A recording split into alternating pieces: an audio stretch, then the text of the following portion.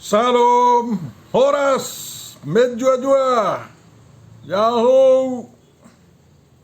Selamat bertemu Bapak Ibu Saudara dalam channel Langsung Sitorus. Pada kesempatan ini kita gunakan untuk tempat penafsiran pemahaman kita tentang Evangelium yang akan dikhotbahkan pada tanggal 26 Januari tahun 2025 yang kita sebut juga sebagai minggu ketiga setelah Epifanias. Mudah-mudahan pertemuan kita ini dapat saling membantu untuk memahami perikop evangelium tersebut. Untuk memulai perenungan kita Bapak Ibu Saudara yang terkasih, marilah kita terima penyertaan dari Tuhan kita Yesus Kristus. Kasih karunia dan damai sejahtera dari Allah Bapa kita dan dari Tuhan Yesus Kristus menyertai kamu. Amin. 1 Tesalonika 1 ayat 2. Marilah kita baca Bapak Ibu Saudara apa yang menjadi evangelium tanggal 26 Januari tahun 2025, yakni dari 1 Korintus 12 ayat 12 sampai ayat 20. Itu bagian dari perikop yang menerangkan tentang banyak anggota tetapi satu tubuh. Karena sama seperti tubuh itu satu dan anggota-anggotanya banyak, dan segala anggota itu sekalipun banyak merupakan satu tubuh. Demikian pula Kristus. Sebab dalam satu roh kita semua, baik orang Yahudi maupun orang Yunani, baik budak maupun orang merdeka, telah dibaptis menjadi satu tubuh. Dan kita semua diberi minum dari satu roh. Karena tubuh juga tidak terdiri dari satu anggota, tetapi atas banyak anggota. Andai kata kaki berkata, "Karena aku bukan tangan, aku tidak termasuk tubuh." Jadi benarkah ia tidak termasuk tubuh? Dan andai kata telinga berkata, "Karena aku bukan mata, aku tidak termasuk tubuh." Jadi benarkah ia tidak termasuk tubuh? Andai kata tubuh seluruhnya adalah mata, di manakah pendengaran? Andai kata seluruhnya adalah telinga, di manakah penciuman? Tetapi Allah telah memberikan kepada anggota masing-masing secara khusus suatu tempat pada tubuh seperti yang dikehendakinya. Andai kata semuanya adalah satu anggota, di manakah tubuh? Memang ada banyak anggota, tetapi hanya satu tubuh. Demikian sampai di situ firman yang akan kita renungkan Bapak Ibu Saudaraku yang terkasih.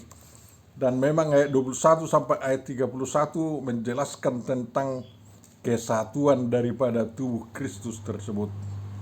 Tentu saja yang berbahagia adalah orang yang mendengarkan, memelihara, memahami, menghayati, dan melakukan firman Tuhan dengan perbuatan-perbuatan yang dia inginkan dilakukan orang lain kepadanya. Tema kita diusulkan dalam almanak mengatakan banyak anggota tetapi satu tubuh. Dan tentu saja dalam rangka tema tersebut, marilah kita renungkan juga perikop ini untuk berpikir tentang bagaimana kesatuan satu tubuh itu anggota-anggotanya bisa berfungsi sebagaimana mestinya. Bapak Ibu Saudaraku yang terkasih, gambaran yang diberikan Paulus itu sebenarnya sudah sangat bagus ya. Tetapi belum semuanya diterangkan oleh Paulus tentang bagian-bagian tubuh tersebut. Di dalam Efesus 4 jelas dikatakan bahwa memang jemaat adalah tubuh Kristus. Dan di sana dikatakan dengan tegas bahwa Yesus Kristus adalah kepala. Suatu hal yang tidak bisa hilang dari suatu tubuh. Kemudian Paulus tidak menerangkan di mana itu jantung, paru-paru, ya. Tentu saja apa fungsinya.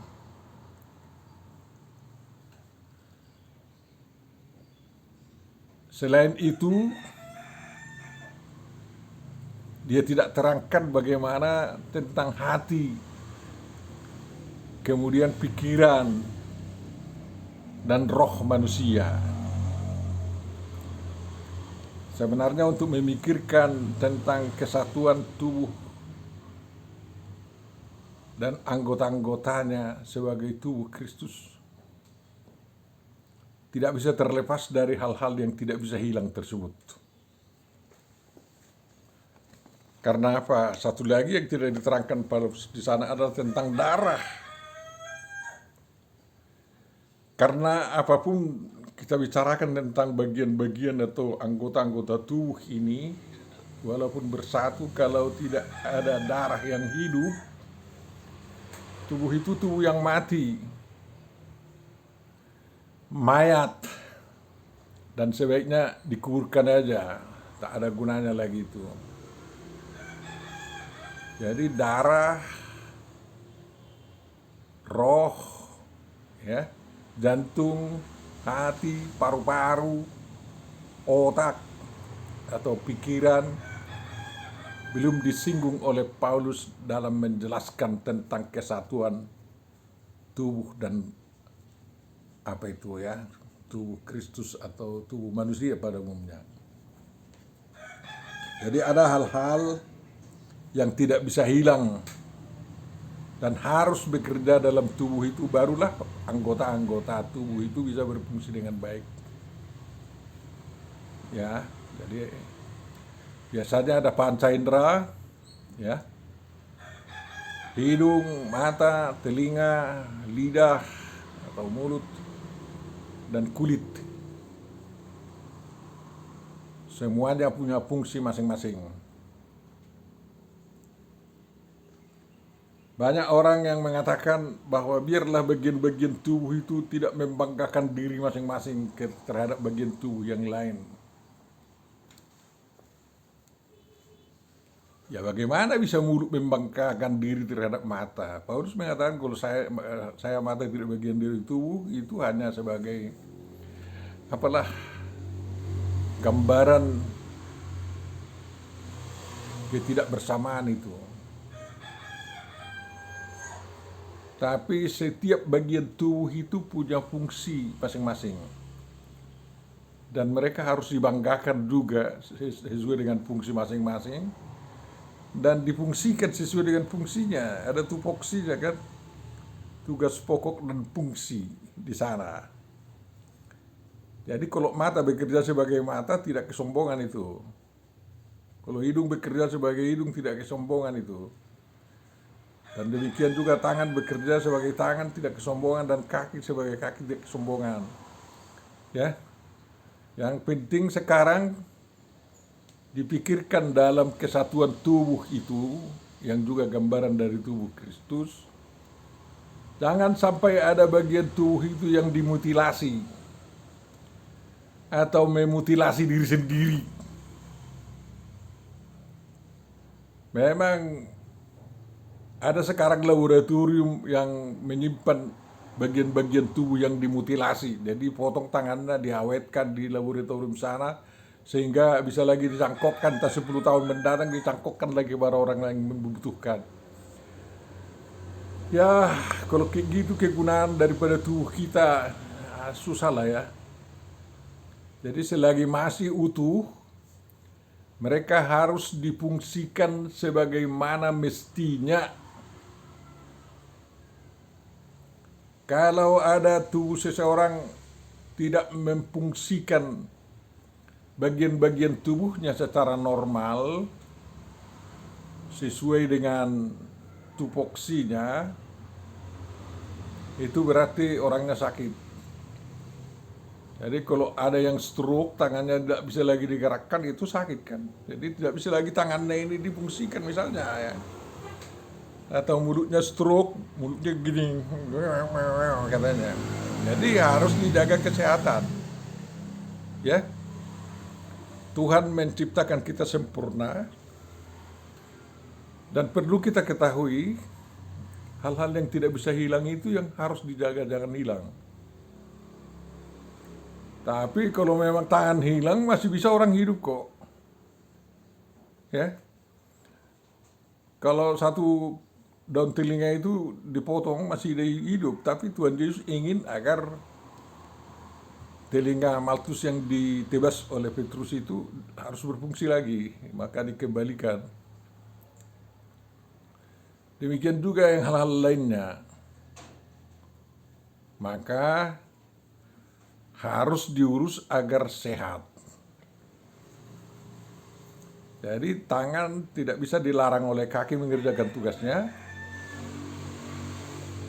Dan kaki juga demikian.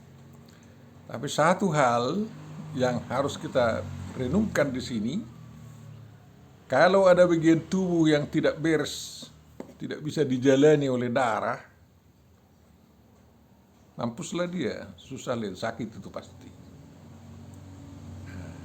Jadi kalau tubuh Kristus agar hidup, semua kesatuan umat Kristen itu hidup, organ-organ Kristiani di seluruh gereja, seluruh denominasi bisa hidup dan tidak menjadi denominasi yang dimutilasi dari tubuh Kristus.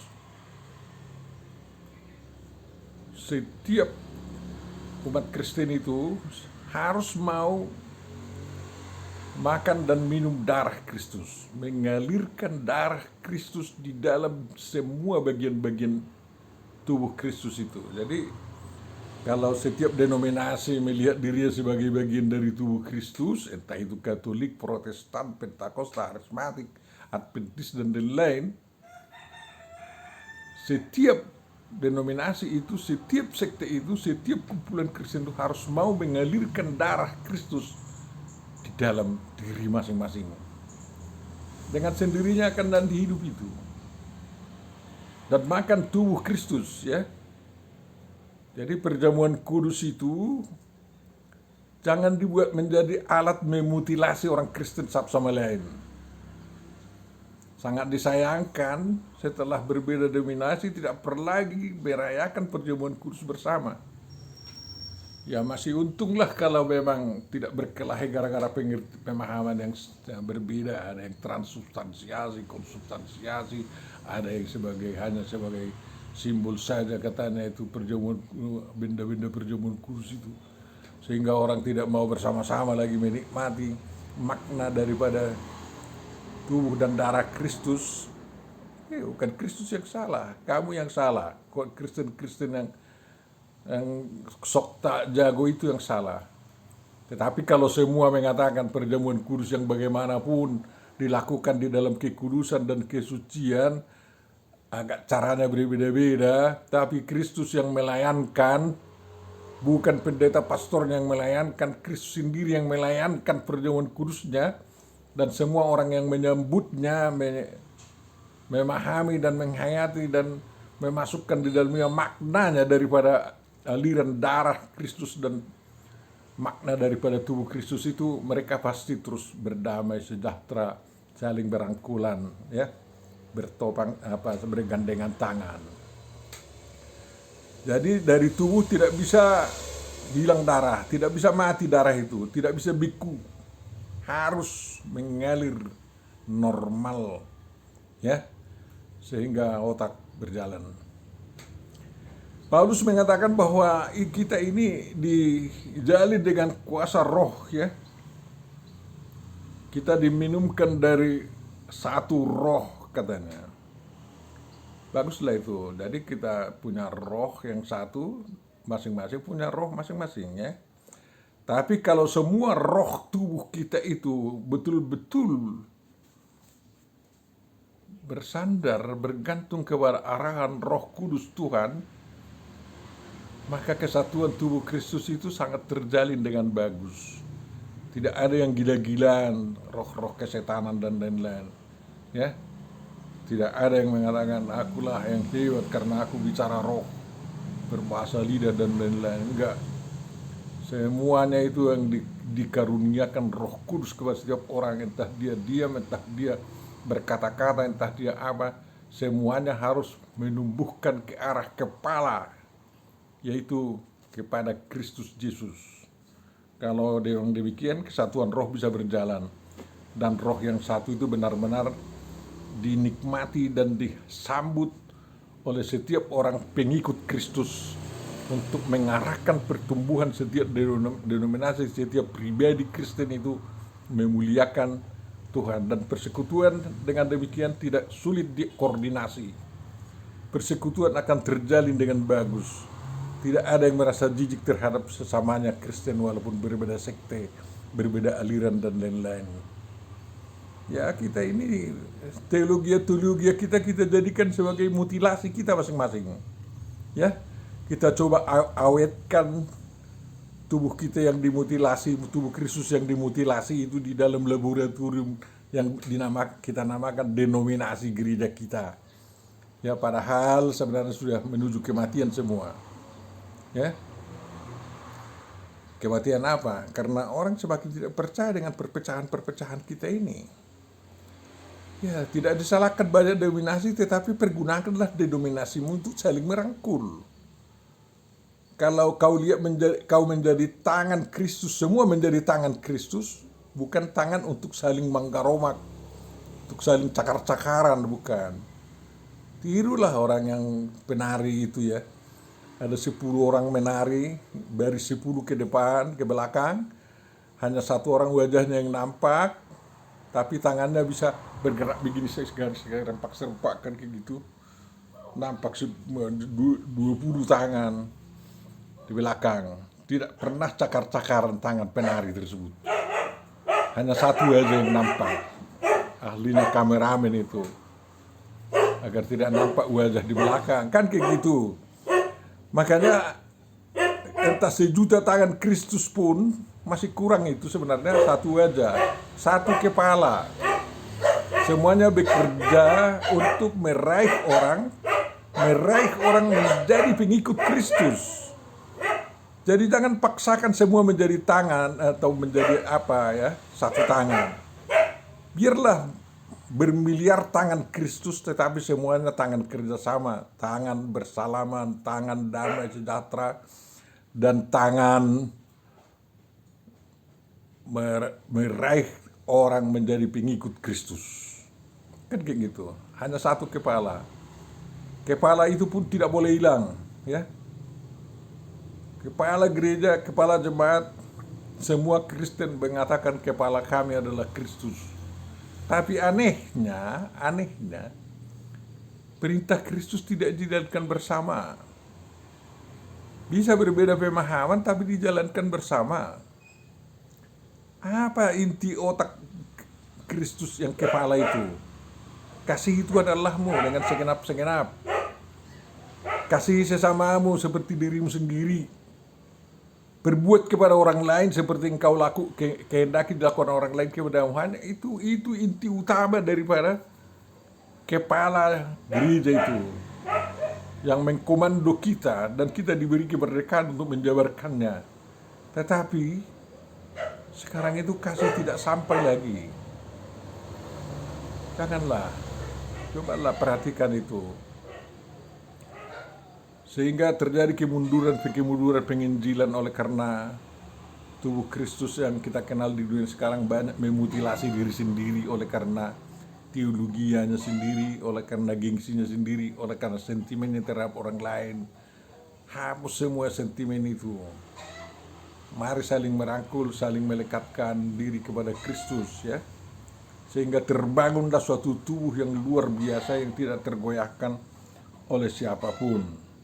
Ya, Paulus menyebut berapa jenis manusia di sini. Ada Yahudi, ada Yunani, ada budak, ada merdeka. Ya, artinya yang secara ras, ya, secara suku, secara bangsa berbeda-beda tapi bisa bersatu. Ya, yang status sosialnya budak, ya, paling hina itu, dan status sosial merdeka paling hebat itu bisa bersatu, ya, tidak saling memusnahkan, tidak saling membunuh, ya. Jadi itu pelajaran yang sangat baik lah dari Paulus kepada kita, ya. Kita diciptakan bukan seperti bola kaki memang bulat begitu, ya. Kita sudah diciptakan walaupun ada seperti monyet, ya. Bahkan orang mengatakan kakek moyangnya manusia adalah monyet, manusia purba, katanya. Itu betul, walaupun itu tidak betul, tapi ada kemiripan monyet dan manusia. Tetapi manusia lebih unggul dari monyet, kan, ya. Monyet bisa bersatu, ya. Bapak Ibu saudaraku yang terkasih, bagian-bagian tubuh itu harus ditempatkan di tempat yang sebenarnya, ya. Jadi kalau memang satu denominasi hanya sebagai kuping saja, berfungsilah sebagai kuping mendengar apa dikatakan dunia ini tentang Kristus, tentang gereja, tentang apa, tentang budaya dan lain-lain, dan sharing itu kepada kawan-kawan yang berfungsi sebagai mata, sebagai mulut, atau sebagai perut, sebagai jantung, ya, agar digunakan untuk pemberitaan Injil misalnya. Jangan benam di dalam apa yang kau dengar hanya kau sendiri. Ya, perbedaan teologi bagus sekali itu, ada kekayaan itu, ya. Karena demikianlah otak kita diciptakan, tubuh, jiwa, roh kita itu, ya. Tidak boleh, ya, walaupun Paulus menganjurkan satu pikiran, satu hati, ya, satu kasih, satu semua, ya, itu cita-cita. Tetapi anugerah kalau memang ada perbedaan-perbedaan, tetapi kita tidak berhenti di dalam perbedaan itu, dan itu jangan menjadi alat untuk memutilasi kita diri sendiri dari kawan kita. Jangan. Mari saling tolong-menolong, kata Paulus, ya, dalam Galatia itu. Bertolong-tolonglah menanggung bebanmu, katanya. Karena itu adalah peminuhan dari hukum Kristus. Itu artinya melakukan pekerjaan di depan orang lain, bagaimana orang lain itu bisa melakukannya juga kepada yang melakukan itu. Jadi saling berbalas perbuatan yang baik, kan, kayak gitu. Bapak Ibu saudaraku yang terkasih, memang, ya, kalau ada suatu denominasi gereja mengatakan aku tidak bagianmu, katanya. Kalian tubuh Kristus, kami pun tubuh Kristus di sini. Apakah Kristus terbagi-bagi? Tidak, ya. Kalau masing-masing kita ini mengaku sebagai bagian dari tubuh Kristus, ya, jangan sakit hati kalau kau ditendang kalau tidak mau bersatu dengan yang lain, ya. Karena nggak ada gunanya kau berjauh-jauhan dari temanmu. Bersatulah. Makanya Tuhan sebenarnya sudah memberikan jalan orang Kristen untuk menyatukan diri, bertekad bersama melakukan yang terbaik untuk dunia ini, untuk kerajaan Tuhan di dunia ini, dengan gerakan-gerakan ekumenis, ya. Tapi kita ini sepele aja di situ. Kita sibuk dengan dapur kita sendiri. Memang Tuhan tidak memberikan dalam tubuh itu ada kantong bersama. Jadi kita ini dicipta bukan seperti kanguru, ya. Ada kantong anaknya di tubuhnya, enggak ada. Ya. Kanguru pun ada kantongnya, tapi tidak semua kanguru punya dari kantong bersama, enggak. Ya. Jadi memang kita tidak diciptakan untuk punya kantong bersama, ya, enggak. Sehingga dompetmu bukan dompetku juga bukan dompetmu, isinya bukan untukmu, dan isi dompetku bukan untukmu, isi dompetmu bukan untukku. Masih begitu kita semuanya. Tetapi, ya, dompet itu kan hanya untuk tempat penyimpanan harta Tuhan. Dan kalau satu tubuh itu digerakkan menggunakan dompet yang dianugerahkan Tuhan kepada setiap bagian dari tubuh Kristus itu, terus terang siapa bisa melawan kita? Ya, pasti dunia kembali bertobat semua. Ya, Amerika sekarang Donald Trump menganjurkan agar Amerika itu menjadi bangsa yang berdua kembali katanya. Karena setelah Los Angeles terbakar habis semua, Donald Trump tersentak rupanya bahwa itu semua karena orang Amerika kurang berdoa. Ya, doa adalah setengah pekerjaan, bukan 1% lagi akan menang. Mari kita perhatikan itu, karena kita sudah kehilangan umat di Eropa, ya, di Eropa paling utama. Di Inggris, gereja kita dijuali oleh Ratu Elizabeth atau Raja Inggris, ya, Raja Charles sekarang ini biarkan dijuali gereja kita. Mereka tidak tergerak lagi untuk mengarahkan orang untuk memuja Tuhan, ya. Nanti kita ajak mereka semua baru tahu, ya. Ya. Bagaimana itu?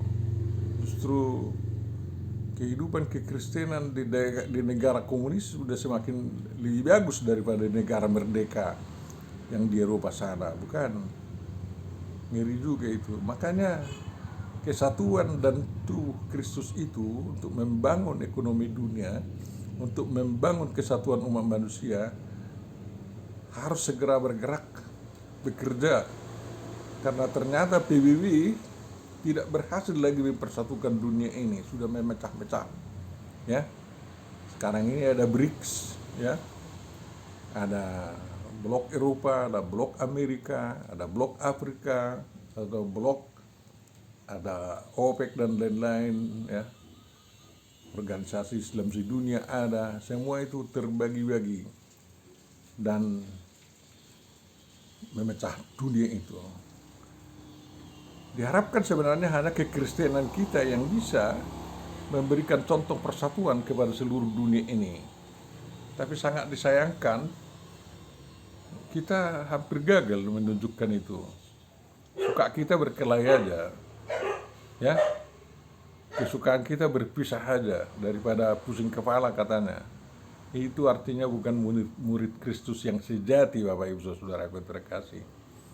Kita bersyukur bahwa dalam pembaharuan gereja di abad 20-21 ini tidak lagi seperti di abad 16, abad 17, pecah. Ya. Kita bersyukur misalnya ada gejolak di HKBP dulu, tidak ada HKBP 1 dan HKBP 2 lagi, ya, tapi bisa bersatu kembali. Dan di Katolik pun juga begitu, ya. Walaupun ada perbedaan pendapat mengenai LGBT, mengenai yang lain-lain itu, ya, menyikapi gerakan harismatik, Katolik itu tidak pecah. Tapi kita yang Protestan ini, ada gerakan harismatik terus memutilasi diri dari kawannya, ya, dan tidak mau lagi saling mendekat satu sama lain, selalu merasa jijik terhadap kawannya. Kekristenan apalah itu sebenarnya, ya. Jadi harus kita koreksi diri kita. Ya, kita tetap setia di dalam denominasi kita, tetapi bisa merangkul orang lain. Kita tunjukkan kebersamaan kita. Ya, lihat agama yang lain itu, ya, berbeda teologi, tetapi bisa satu rumah ibadah. Berbeda aliran masih bisa satu tempat rumah ibadah, ya. Tapi yang tidak ditiru dari mereka sukanya perang aja selalu. Kita sudah diberikan Tuhan dasar untuk bisa damai sejahtera dan tidak ada lagi perang-perang antara Kristen yang lain setelah Irlandia Utara dengan Inggris berdamai, ya. Tidak ada lagi perang Protestan dan orang Katolik di sana, dan tidak ada lagi di kalangan Kristen perang atas nama agama Kristen, tidak ada lagi itu. Tetapi yang kurang adalah buah-buah damai sejahtera yang telah dianugerahkan Tuhan Yesus kepada kita di abad 20 dan 21 ini masih belum nampak untuk gerakan sedunia, gerakan seregional, untuk gerakan senasional dan gerakan selokal. Buah-buahnya itu harus kita tunjukkan, Bapak Ibu Saudaraku yang terkasih, sehingga benar-benar bahwa tubuh kita ini gambaran dari tubuh Kristus, dan tubuh Kristus itu benar-benar bisa bekerja kuat dan sehat mengubah segala sesuatu kehidupan agar menjadi adil, sejahtera, dan makmur. Mari kita bangun gereja kita sebagai tubuh Kristus yang memang untuk diajarkan untuk saling mengasihi, ya mengasihi Tuhan dengan sungguh-sungguh, dan mari saling berbuat yang baik satu sama yang lain, dan fungsikanlah semuanya pada seharusnya. Paulus mengatakan ada nabi, ada pengajar, ada banyak sekali katakan di sana di bagian berikut daripada perikop kita ini, bukan? Semuanya berfungsi. Jadi sekarang ini gereja sudah ada alat-alat kerjanya, bukan suatu privilege tetapi memfungsikan yang bagus lah, ya. Jadi seperti di kepala itu ada bagian 5, ada hidung, mulut, mata, telinga, kulit juga di sana, lidah pun di sana, kerongkongan pun di sana. Di gereja pun ada begitu, ya. Sebagai bagian dari kepala itu. Mari fungsikan itu semua untuk kemuliaan Kristus dan untuk saling mengasihi. Apa yang keluar dari mulut adalah pemuliaan Kristus, ya. Adalah untuk memperbaiki suasana, untuk membuat sukacita, ya. Untuk nangis bersama dengan yang nangis, untuk bersukacita bersama dengan yang sukacita. Itu kan bagian dari mulut, bagian dari kepala itu. Dan mari kita gunakan hidung kita untuk mencium kalau ada yang bau, peringatkan dan usahakan yang bau hilang, dan ganti dengan parfum yang mengharumkan, ya. Dan kalau ada mata kita di bagian kepala Kristus, yaitu pengajar-pengajar kita, nabi-nabi kita, rasul-rasul kita, ya, penunjuk jalan agar kita tidak tersesat, ya. Dan di bagian kepala juga ada rambut, ya, ada dahi. Itu semua harus berfungsi. Jangan dibikin rambutnya jangge-jangge, tidak teratur sehingga jelek semuanya, kan kayak gitu. Harus kepala itu tampan. Jadi kalau Kristus menjadi kepala gereja, menjadi kepala kita, harus Kristus yang tampan nampak di dunia ini kita bikin, kan kayak gitu. Ya, jangan menjadi cibir orang oleh karena perilaku kita. Tuhan memberkati kita semua. Mari kita berdoa. Bapa Surgawi, terima kasih atas renungan yang sampai kepada kami. Mudah-mudahan itu dapat mendorong kami untuk semakin maju sebagai bagian daripada tubuh-Mu dan mempersatukan diri, membangun kemanusiaan dan pemuliaan nama-Mu. Dalam Kristus Yesus kami mengucap syukur dan berterima kasih. Dengarkan dan kabulkan doa kami. Amin.